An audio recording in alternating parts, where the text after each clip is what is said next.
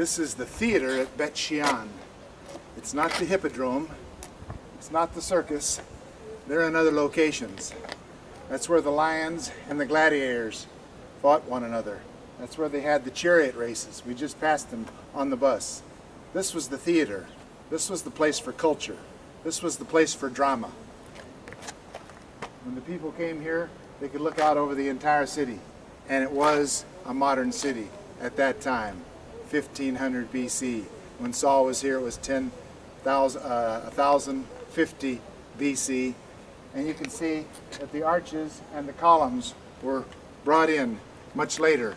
The Golden Age of Greece was 700 to 400 BC. And these columns are Corinthian columns because of the ornate nature at the top of them. So that makes them approximately 400 BC in the later periods. And then the arches. Well, the Romans were here first, the Greeks, then the Macedonians, and then the Romans. And even before that, the Babylonians, the Assyrians, and the Persians. So everybody has left their mark here. And this stadium here is more Byzantine and Hellenistic than it was at the time of Saul. Now you can see the old theater areas.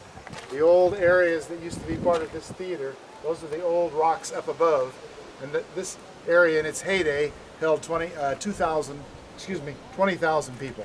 Down below you have seating during the Byzantine period for maybe 5,000 to 6,000 people. So what we're saying is that while different cultures have come in and gone out, the armies have come in and destroyed and then rebuilt with the leftover block and the knockdown columns to their own city.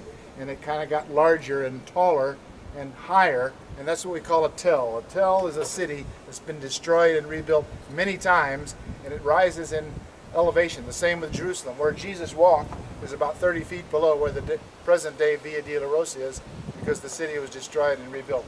And that's what you're seeing here in this city, Shean.